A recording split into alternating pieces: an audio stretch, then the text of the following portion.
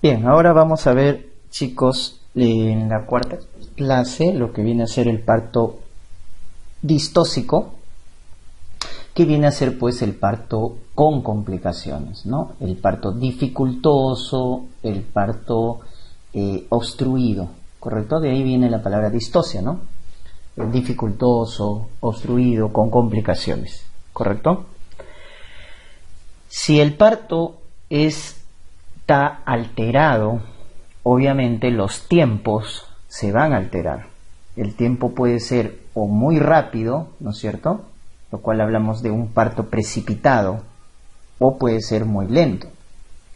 Y ambos generan complicaciones, ¿no? Si un parto es muy rápido, por ejemplo, genera en el recién nacido la llamada taquipnea transitoria del recién nacido, genera parto traumático al ser muy rápido, ¿no? En cambio, cuando el parto es lento, eso está asociado a mayor sufrimiento fetal, a mayor riesgo de infección, a deshidratación en la madre, etc. Entonces, en ambos casos hay complicaciones. Entonces, cuando se vuelve lento, los tiempos se prolongan. Por ejemplo, acá la definición de fase latente prolongada, habíamos dicho el 20-14, nulli para más de 20 horas, multi para más de 14. La fase activa prolongada, cuando la velocidad de dilatación está disminuido por debajo de lo normal. Y si en 2 horas no cambia la dilatación o el descenso de la cabeza, si la cabeza no desciende o la dilatación no cambia en 2 horas, se llama parto detenido. ¿Ya? El parto se ha detenido. Entonces hay que buscar la causa de ese parto detenido. Puede ser por la alteración de la contracción, puede ser por alteración del feto o de la pelvis, etc. Hay que buscar la causa o la razón por la cual el parto se ha detenido. Descenso prolongado, ¿no es cierto? Descenso prolongado, en el cual la velocidad de descenso de la cabeza está disminuido, ¿no? Entonces, velocidad de descenso de la cabeza. O sea, lo normal es 1 centímetro por hora que descienda la cabeza del feto por el canal del parto en la nulípara, y en la múltipla 2 centímetros por hora. Está disminuido, es un descenso prolongado. Y el parto precipitado, que les decía el rápido, ¿no?, que se asocia a taquipnea transitoria del recién nacido, es cuando en la nulípara la dilatación es más de 5 centímetros por hora y en la multípara más de 10 por hora. Muy bien, entonces hay que buscar la causa de la distosia. Por eso tenemos 3 tipos de distosia: dinámica, pélvica y la fetal, ¿no es cierto? 3 tipos, dependiendo de los componentes, ¿no? Trabajo de parto está compuesto por dinámica uterina, pelvis, feto. Entonces, cuando se altera la contracción uterina, puede ser nuevamente por exceso o por defecto, ¿no? La hiperdinamia y la hipodinamia, ¿no? Por ejemplo, alteración de la frecuencia. Si es más de 5 contracciones en 10 minutos, taquisistolia. Si es menos de 2 contracciones en 10 minutos, bradisistolia. La intensidad, ¿no? Más de 50 milímetros de mercurio, hipersistolia. Menos de 20 milímetros de mercurio, hiposistolia, por alteración de la intensidad. Y el tono, ¿no? Hipertonía más de 12 milímetros de mercurio, hipotonía menos de 8 milímetros de mercurio, por alteración del tono uterino. ¿Ya? Entonces puede estar alterada la frecuencia, la intensidad, el tono, ¿no? Entonces hay una hiperdinamia o una hipodinamia, la cual puede ser primaria cuando está desde el inicio del trabajo de parto. Si desde el inicio del trabajo de parto las contracciones son muy intensas, muy rápidas, eso se llama hiperdinamia primaria, ¿no? O lo mismo, si las contracciones son de mala calidad desde el inicio, baja frecuencia, baja intensidad, se llama hipodinamia primaria. El término primaria es porque es desde el inicio del trabajo de parto. Secundaria es cuando al inicio estaba bien y después de iniciado ya el parto empieza a alterarse, ¿no? Y esto es lo más frecuente. Lo más frecuente es una hipodinamia o hiperdinamia secundaria, ¿ya? Cuando al inicio estaba bien, pero luego, por ejemplo, el útero se fatiga, se cansa. Es una hipodinamia secundaria.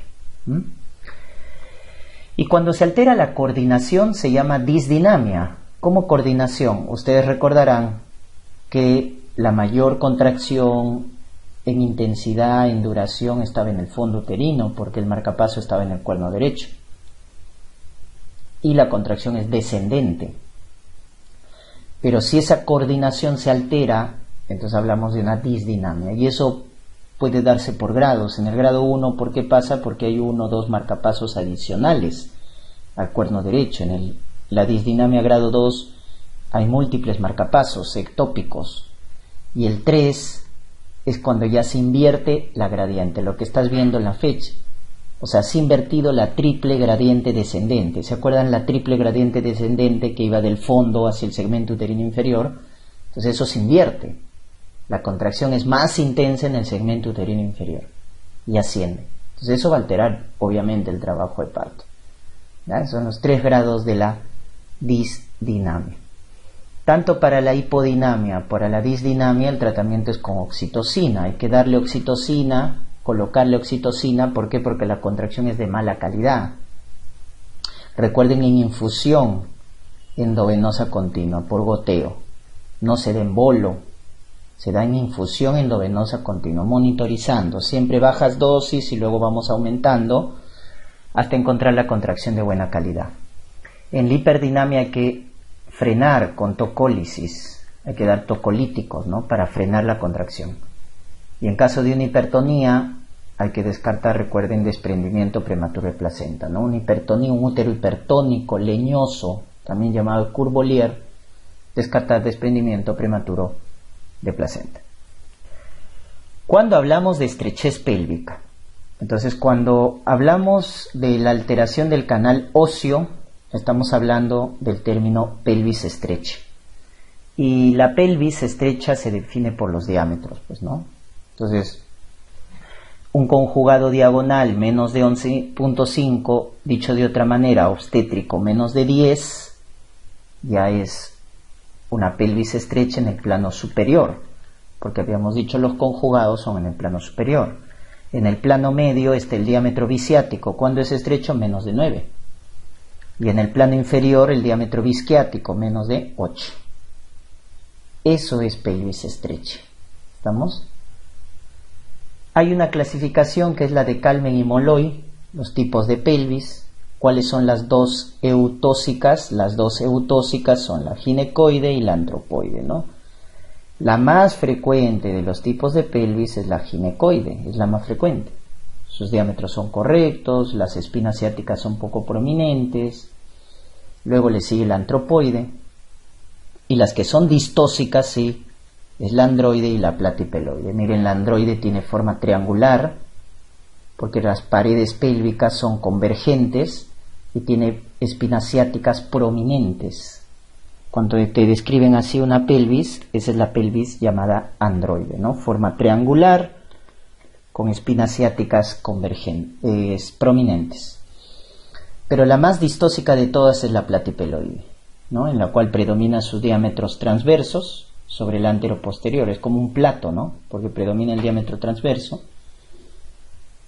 Y su obstétrico es menos de 10 centímetros. Entonces, por definición, la pelvis platipeloide es estrecha, porque su obstétrico es menos de 10. ¿No? Chicos, el término desproporción céfalo-pélvica es un término o un concepto dinámico. ¿Por qué? Porque la gestante está en trabajo de parto. Está en trabajo de parto, evalúan la dinámica uterina y está normal. O sea, el trabajo de parto está bien, o sea, la contracción es de buena intensidad, de buena frecuencia. Pero a pesar de ello el parto se ha detenido o está lento. Y la cabeza está flotante. Esa es la tríada de la desproporción céfalo-pélvica. El parto se detiene a pesar de una buena dinámica, con cabeza flotante. Conducta cesárea, bueno, la conducta frente a un DCP, cesárea. Es por eso que cuando les digan a ustedes que el parto se ha detenido o está prolongado, ustedes rápidamente evalúan la dinámica uterina. Si la dinámica uterina está normal o aumentada, o la dinámica uterina está disminuida, son conceptos diferentes. Si el parto está detenido pero con dinámica uterina normal o aumentada, esto es DCP. Pero si está disminuida, esto es una hipodinamia. y la conducta es diferente. ¿Qué hacemos en el DSP? Cesárea. ¿Qué hacemos en la hipodinamia? Damos oxitocina, le ayudamos con oxitocina. Y con ruptura de membranas, ¿no? Hacemos la llamada amniotomía, ruptura artificial de membranas, que se hace en fase activa y cuando la cabeza está encajada. Para romper membranas y favorecer el trabajo de parto, la cabeza debe estar encajada y en fase activa. Entonces es muy importante diferenciar lo que viene a ser los términos. Y cuando hablamos de distocias del canal blando del parto, distocia del canal blando se refiere a que la parte músculo cartilaginosa en el canal del parto dificulte la salida del feto. Por ejemplo, tabiques, septum, tumores como miomas, condilomas, que van a dificultar el paso del feto en la salida por el canal del parto, ¿ya? Entonces, cuando el componente músculo cartilaginoso se altera, esa es distocia del canal del blando. Por eso hablamos de tabique, septum, miomas, condilomas o cualquier tumor, un cáncer de cervix que dificulte el paso del feto por el canal del parto, ¿no? Pero lo más preguntado en los exámenes, como pueden ver acá, por eso acá la diapositiva bastante resaltado de amarillo, viene a ser las distocias fetales. Es lo que más han preguntado, ¿no? Entonces, por una mala presentación, ¿qué tenemos? Por una mala presentación tenemos el feto empodálico. Entonces, el feto empodálico es cuando expone a la pelvis. Miren, el polo fetal que expone a la pelvis son los glúteos. Y este es el más frecuente, ¿no? Cuando solo expone los glúteos. Esto se llama nalga pura. Expone solo los glúteos. En cambio, cuando expone los glúteos y los pies, porque está flexionado los pies, como pueden ver en el gráfico, eso se llama nalga completa. Nalga completa. Y esto, cuando un pie está flexionado y el otro extendido, se llama nalga incompleta, que es la más distósica, es la que más se va a complicar. La nalga incompleta es el que más se complica. Estos son los tres tipos de podálico, ¿no? Nalga pura, nalga completa, nalga incompleta. ¿Y cuál es la conducta frente a un podálico? Cesárea electiva. Chicos, hay que plantear la cesárea electiva. ¿Estamos? La conducta debe ser cesárea electiva, cesárea programada por mala presentación. ¿Por qué? Porque el parto vaginal de un podálico tiene múltiples complicaciones.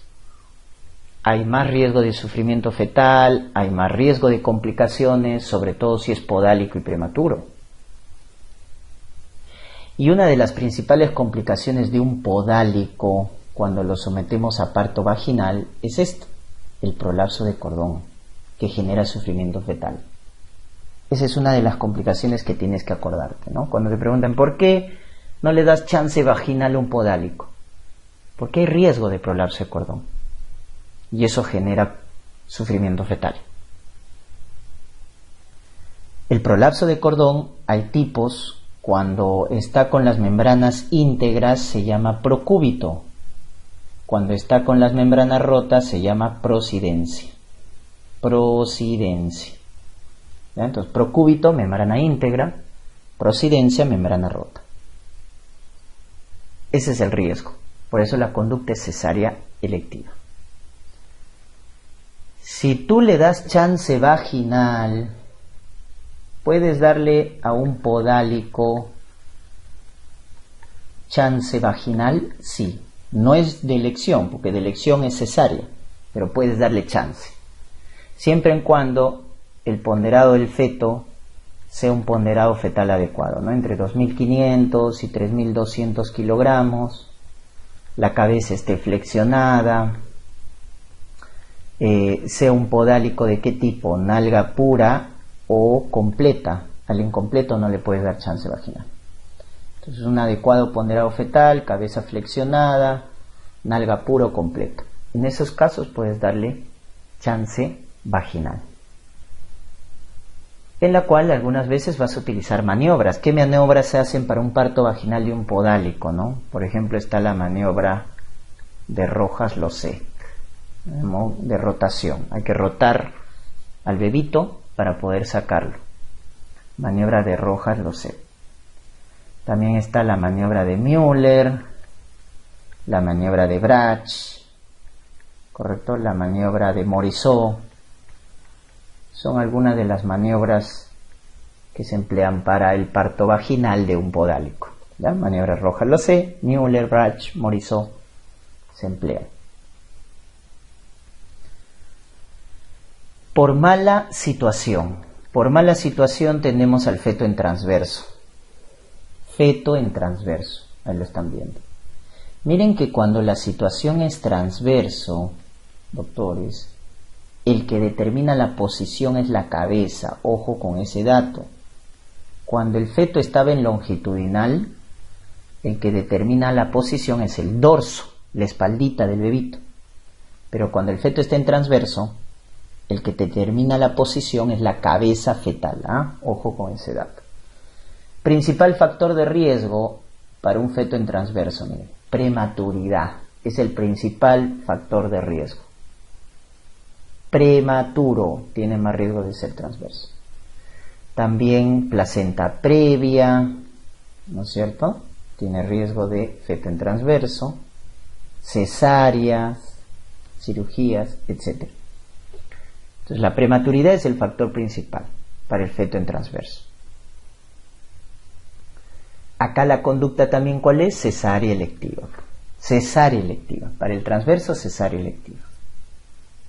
Porque el parto vaginal también trae complicaciones.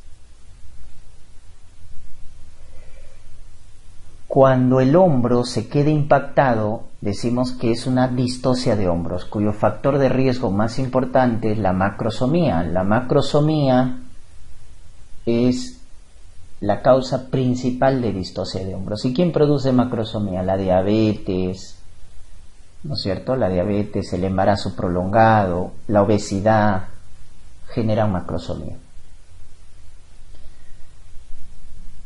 Entonces el hombro se queda impactado y hay que hacer ciertas maniobras para desimpactar el hombro. Y la primera maniobra que se hace es esta, McRoberts. Miren, hiperflexión de la pierna de la madre y compresión suprapúbica. Cuando te hablen cómo se llama la maniobra en la cual se hace flexión de los miembros inferiores de la madre y presión suprapúbica, es maniobra de McRoberts. Es la primera maniobra que se hace en distocia de hombros. Luego tenemos Sabanelli, ¿no es cierto?, que consiste en recolocar la cabeza dentro del canal del parto. Recolocamos la cabeza y la mandamos a cesárea. Maniobra de Sabanelli. Y Guts es rotación del hombro. Miren, el hombro posterior lo vuelvo anterior. Rotación del hombro, maniobra de Guts o sacacorcho. Maniobra de Guts o sacacorcho. ¿Estamos? Muy bien, eso es entonces en las maniobras que se utilizan en distocia de hombros, a la cabeza McRoberts, Guts y Sabanelli, ¿no? Están esas maniobras. Lo normal es que la cabecita del bebito, si se recuerdan, debe estar flexionada la cabeza.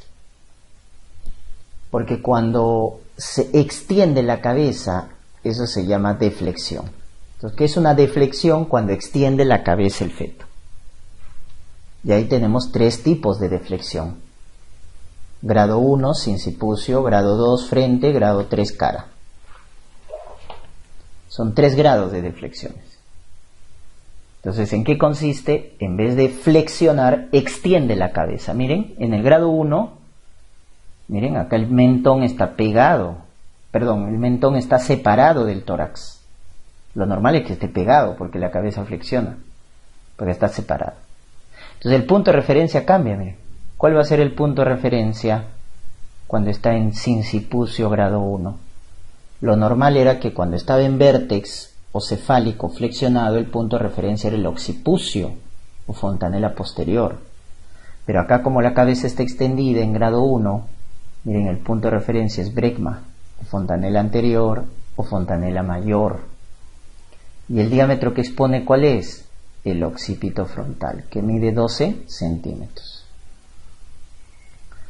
En el grado 2, miren, extiende más el mentón, extiende más la cabeza, de tal manera que el punto de referencia ahora, ¿cuál es? Nariz, o también llamada glabela. Y el diámetro que expone es el occipito mentoniano, que es el de mayor medida, 13.5 centímetros. Y finalmente tenemos el de cara, que es la extensión máxima, cuyo punto de referencia, ¿cuál es? Mentón, punto de referencia mentón. Y diámetro que expone es el segmento bregmático. Ahí está, segmento bregmático, 9.5 centímetros. Eso es lo que tienen que acordarse en los tres tipos de deflexiones: el punto de referencia y el diámetro que presenta, porque eso es lo que les van a preguntar, ¿no? Grado 1, grado 2, grado 3. ¿Quiénes van a cesárea? El de frente va a cesárea. El de grado 1 le puedes dar chance vaginal. Y en el de cara depende. ¿Depende de qué? De la variedad de posición. Miren, ¿qué variedad de posición es esta? El punto de referencia es mentón. ¿A quién está pegado el mentón? Pubis. Entonces este es cara, mento anterior. Y este, miren, el mentón, ¿a dónde está pegado? Al sacro. Entonces este es mento posterior. Entonces, mento anterior, chance vaginal. Mento posterior, cesárea. ¿Se acuerdan que las variedades posteriores eran las más dificultosas para rotar y salir la cabeza? Por eso, mento anterior, chance vaginal. Cara, mento posterior, cesárea. ¿Ah? Entonces acuérdate, la de frente va de frente a cesárea. Y también la acompaña la de cara, mento posterior. Las demás pueden dar chance vaginal. Y luego tenemos por acá la inducción del trabajo de parto para favorecer el parto normal. ¿Cuál es el parto normal fisiológico? El parto vaginal. Pero ya cuando no se puede inducir, debemos optar por el parto abdominal o la vía quirúrgica, ¿no? Que es la cesárea. La cesárea. Entonces, ¿en qué casos inducimos el trabajo de parto? Cuando hay riesgo, pues, ¿no? Hemos dicho, si el parto demora mucho, es muy lento, genera complicaciones. Entonces no podemos darnos el lujo de demorar bastante en gestantes de alto riesgo. Entonces, por eso la inducción, por ejemplo, se hace en estados hipertensivos, como la preeclampsia. ¿Pero qué preeclampsia? Una preeclampsia leve, pues, ¿no? Si es severa, lo más común es ir a cesárea. Pero si es una preeclampsia leve, que está a término y no ha habido ninguna complicación, pero ya llegó a término, inducimos. No vamos a esperar a que se desencadene el parto normal, el parto espontáneo. No, inducimos, ni bien llega a término.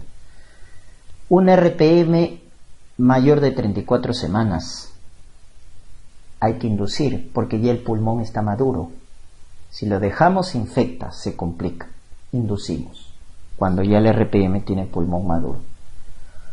Un embarazo prolongado, ¿no? A partir de las 42 semanas se define el embarazo prolongado, pero se induce a partir de las 41 semanas. Eso vamos a ver en gestación prolongada. Por eso el término de gestación en vías de prolongación. Cuando ya pasa las 41 semanas, deberíamos inducir. No hay que esperar, hay que inducir a partir de los 41. Y si ya el feto se murió, pues, ¿no? Si de óbito, ya no vamos a hacer cesárea, inducimos. ¿Cuál es el fármaco de inducción? Oxitocina. Es el fármaco que sirve para la inducción. Nuevamente, por vía endovenosa en infusión continua. ¿Con qué ayudamos? Con ruptura de membranas. Cuando rompemos membranas, cuando está en fase activa y la cabeza esté baja o encajada. La cabeza tiene que estar baja o encajada para romper membranas. Pues si está flotante, no puedo romper membranas, ya que puede ser un DCP. Con eso favorecemos el trabajo de parto. Ahora, antes de dar oxitocina, debo ver que el cuello esté maduro. Porque si el cuello está inmaduro, así le dé bastante oxitocina, no va a lograr inducir. Entonces, lo primero es ver que el cuello esté maduro. Si el cuello está maduro, de frente oxitocina. Pero si el cuello está inmaduro, primero misoprostol, que es el análogo de prostaglandina E1. El misoprostol, que es análogo de prostaglandina E1, que se da por vía intravaginal, va a servir para madurar el cuello. Y una vez maduro el cuello, recién doy oxitocina. Recuerden esa secuencia. Lo primero para inducir es ver cómo está el cuello. Si el cuello está inmaduro, primero doy misoprostol y luego oxitocina. Si el cuello está maduro, de frente oxitocina. ¿Y con qué ayudo, no es cierto, la maduración del cuello también? Con esta maniobra, la maniobra de Hamilton, que sirve en despegar las membranas del cuello, también llamada decolación, también se llama la maniobra de Hamilton, decolación, despegar las membranas del cuello. Eso va a servir para madurar el cuello. Y una vez maduro el cuello, vuelvo a repetir, damos oxitocina.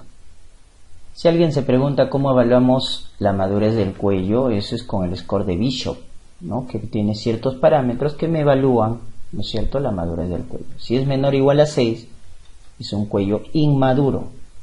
Mayor de 6 es un cuello maduro. Con eso evalúa la maduración del cuello. Entonces, si está inmaduro, primero ¿qué das? Misoprostol. Y luego recién oxitocina. Pero si el cuello está maduro, de frente oxitocina. De frente oxitocina. ¿Te das cuenta?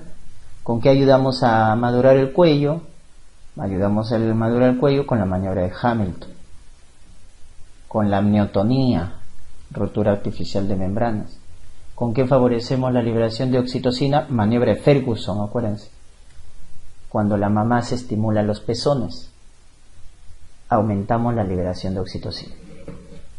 Misoprostol se da por vía intravaginal, oxitocina por vía endovenosa, en infusión continua. Con eso hacemos la inducción del trabajo de parto.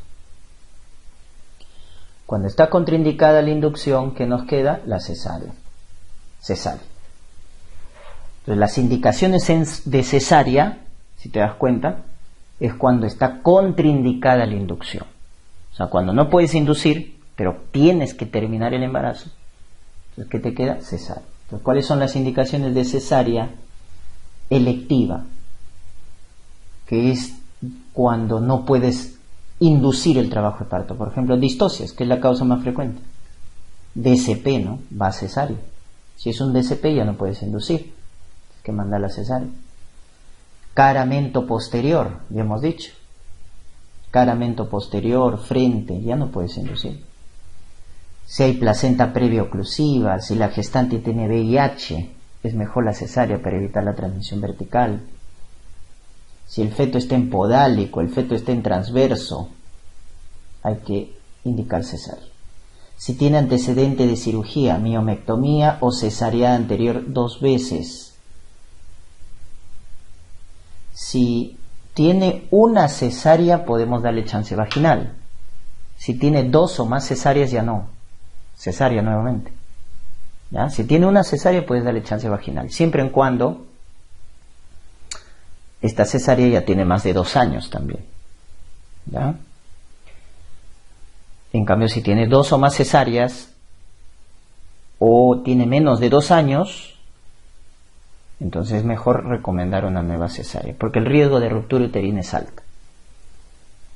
Un mioma que esté dificultando, ¿no? Más de 5 centímetros, ubicado en cuello o parte anteroinferior, que les han preguntado como caso clínico.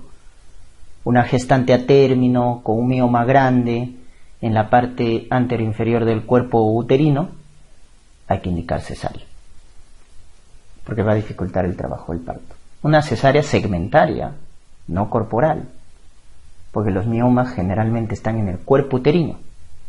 Entonces no puedes hacer corporal, pues la incisión tiene que ser en el segmento uterino inferior. ¿Y cuándo se llama cesárea de emergencia? Cuando está en peligro la vida de la mamá o del feto. Por ejemplo, sufrimiento fetal agudo, prolapso de cordón, DPP, hemorragia severa, rotura uterina. Hay que hacer cesárea de emergencia cuando está en peligro la vida del feto o de la mamá. En los demás casos es programada.